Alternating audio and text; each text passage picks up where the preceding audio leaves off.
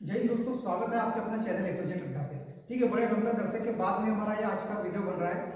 तो कुछ समस्या आ गई थी, चलो जान दो छोड़ो बात। आज का हमारा टॉपिक रहेगा नीति आयोग। ठीक है, ऐसे ही अपन टॉपिक वाइज टॉपिक अपन चर्चा करेंगे। जो भी एग्जाम के पॉइंट ऑफ व्यू से भाई महत्वपूर्ण होते हैं हम उसी टॉपिक पे चर्चा करेंगे, और जितने भी एग्जाम में प्रीवियस ईयर क्वेश्चन बने हैं ना अपन कवर करने की कोशिश करेंगे अपन अपने टॉपिक के हिसाब से। ठीक है, तो समय को ना गवाते अपन चालू करते हैं हमारा नीति आयोग का टॉपिक आज का। तो एक 1947 देश स्वतंत्र हुआ। ठीक है, ये सभी जानते हैं कि देश कब स्वतंत्र हुआ, 1947 को।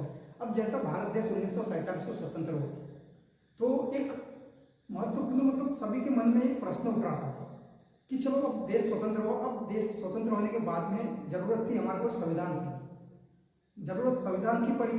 अब संविधान की जरूरत पड़ी तो संविधान को दो प्रकार के संविधान बना करते थे, एक तो लोकतंत्र संविधान और दूसरा राजतंत्र संविधान। लोकतंत्र संविधान को अपनाया, लोकतंत्र संविधान को अपनाया। उसके बाद में फिर से एक प्रश्न उठा कि चलो अब संविधान लोकतंत्र हमारा रहेगा, लेकिन किस प्रकार का संविधान रहेगा। तो एक ब्रिटेन की जो संसद व्यवस्था चला करती थी पहले, अपन ने उसको आजमाया। ब्रिटेन की संसद व्यवस्था वो अपन ने अपनाया। ठीक है, अब उसको अपनाया। उसके बाद में फिर एक प्रश्न उठा कि हमारी जो इकोनॉमिक है, जो अर्थव्यवस्था है, वो किस प्रकार की अर्थव्यवस्था रहेगी। क्या अमेरिका जैसी अर्थव्यवस्था रहेंगी, ब्रिटेन के जैसे रहेंगी, जर्मनी की जैसी रहेंगी। मतलब ऐसा बहुत सारे सवाल उठ रहे थे। फिर सभी देशों की अर्थव्यवस्था को देखते हुए, मद्देनजर रखते हुए भारत की अर्थव्यवस्था को मिश्रित अर्थव्यवस्था का नाम दिया गया। ठीक है, भारत की अर्थव्यवस्था कैसी है, ये क्वेश्चन बन जाता है सीधा सीधा एग्जाम में पूछता है कि भारत की अर्थव्यवस्था कैसी अर्थव्यवस्था है।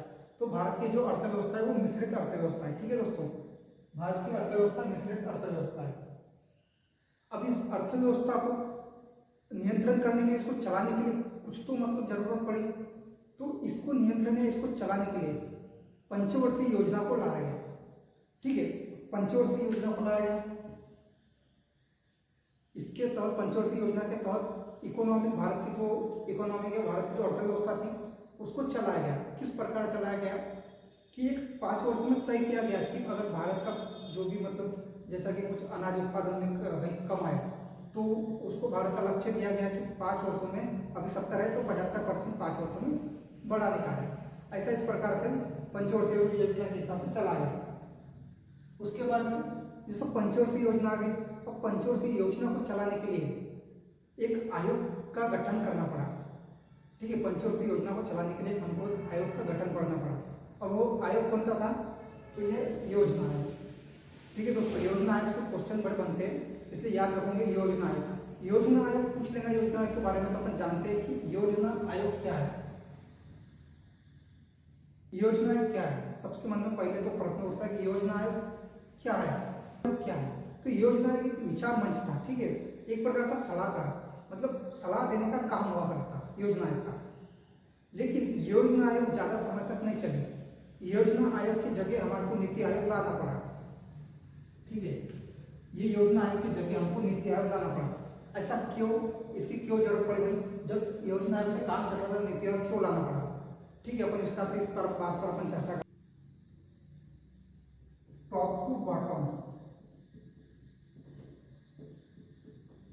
ठीक है, टॉप टू बॉटम समझाता हूं मैं इस प्रकार से कि ये दिल्ली थी हमारी, दिल्ली में किसकी सरकार बैठती थी।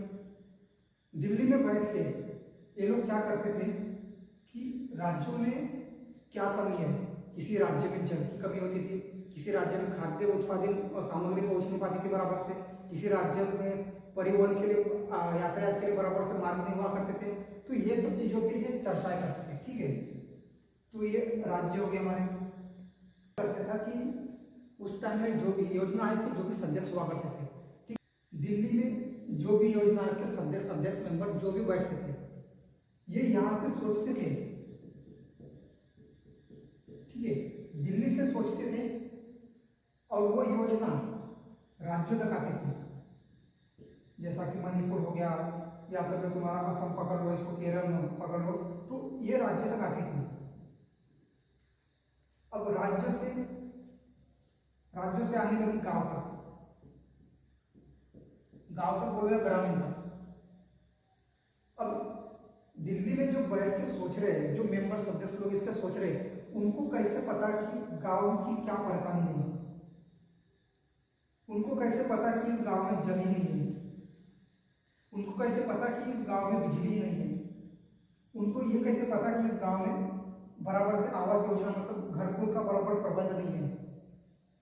तो ये सभी चीजें यहां से यहां तक नहीं पहुंच पाती थी और सभी दिल्ली में बैठे सोचने लगे, सभी राज्यों के लिए बस एक ही अपना बनाया करते थे योजना कि सभी राज्यों को जल की आवश्यकता है, तो जल की एक प्रकार से लिस्ट बनाया करते थे और सभी को वही लागू कर दिया करते थे।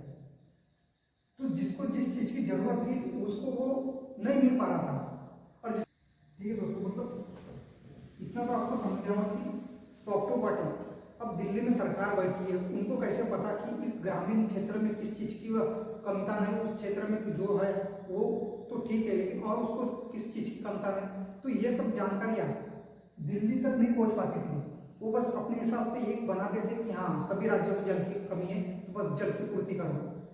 तो इससे यह जो योजना आयोग है इसका काम सही से हो नहीं रहा है। अगर पूछ लेता है कि योजना आयोग की स्थापना कब की गई, ठीक है, योजना आयोग की स्थापना की गई 15 मार्च 1950। ठीक है, योजना की स्थापना कब की गई तो 15 मार्च 1950 को। उसके बाद में यह कैसी योजना है तो ये गैर संवैधानिक योजना है, इसका संविधान में कोई उल्लेख नहीं है। ठीक है, उसके बाद में इसके कौन है, इसके बाद में इसका अध्यक्ष कौन होता है तो इसका अध्यक्ष होता है प्रधानमंत्री। ठीक है, और उस टाइम का प्रधानमंत्री 1950 में प्रधानमंत्री हमारे कौन थे तो पंडित जवाहरलाल नेहरू। तो इसकी अध्यक्षता कौन करेंगे उस टाइम के पंडित जवाहरलाल नेहरू। ठीक है, इसके अध्यक्ष उस टाइम में 1950 की योजना है।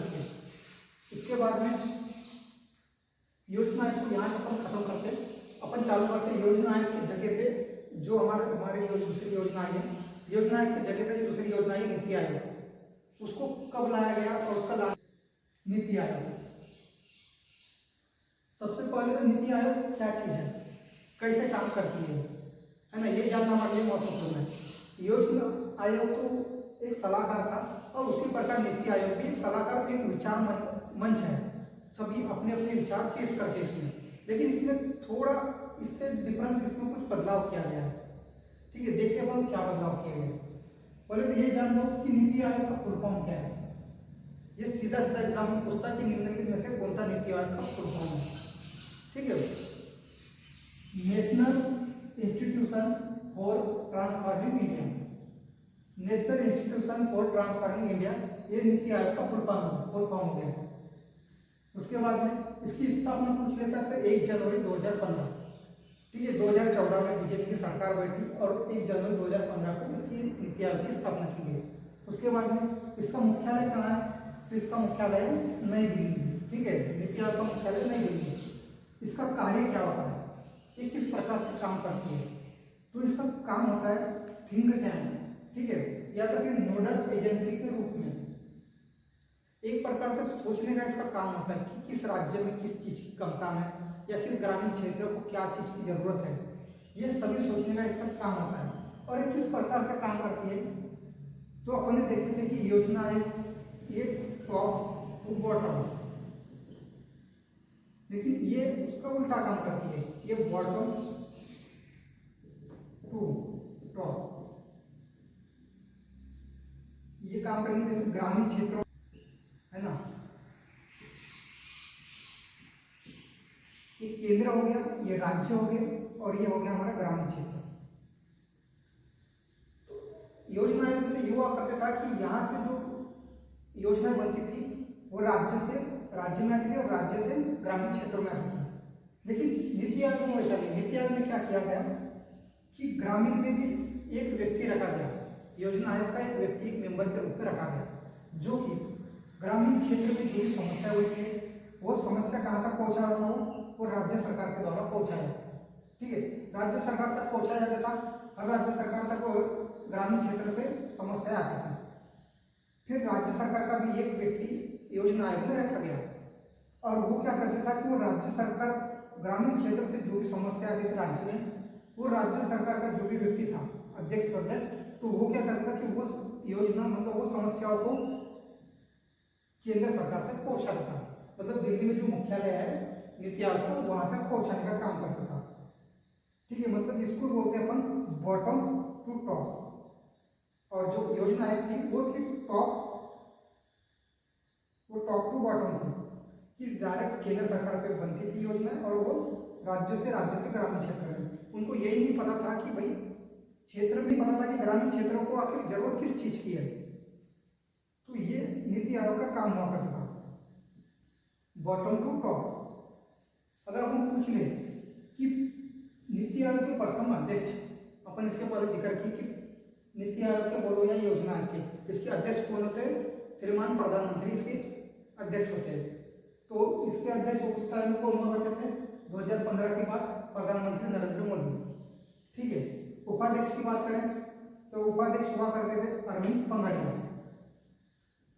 पंगड़िया। इसके प्रथम अध्यक्ष नरेंद्र मोदी, प्रथम उपाध्यक्ष अरविंद पंगड़िया, और प्रथम सीओ की बात करें तो सिंधु श्री खुल्लर।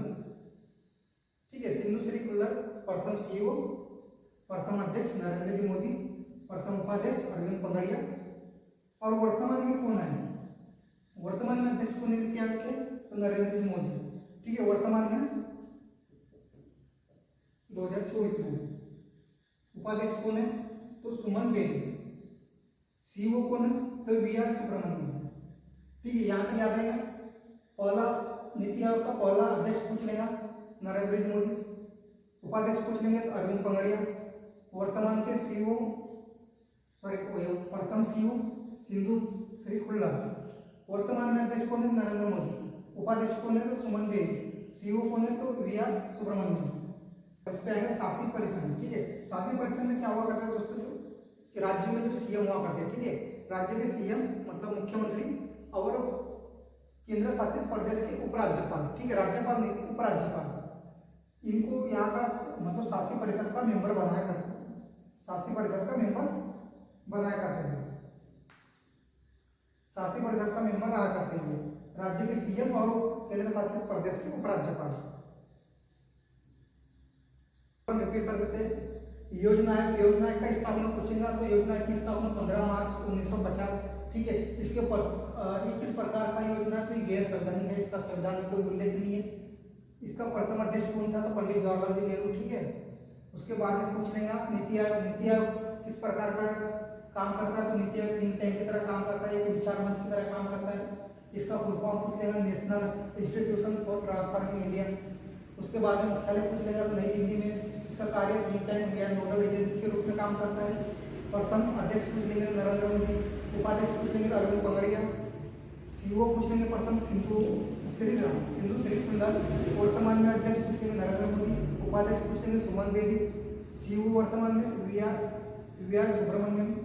और शासी परिषद में कौन कौन आते हैं? तो सीएम आते हैं, राज्य के सीएम, और केंद्र शासित प्रदेश के उपराज्यपाल इसमें आते हैं। ठीक है, उसके बाद में एक बात दोस्तों, ये सूचकांक जो इंडेक्स होते हैं वो भी जारी करते हैं, जैसा स्वास्थ्य इंडेक्स हो गया, शिक्षा हो गया, ये सभी सूचकांक मतलब ये जारी करते हैं। इसके बारे में अपन कभी डिटेल में देख लेंगे।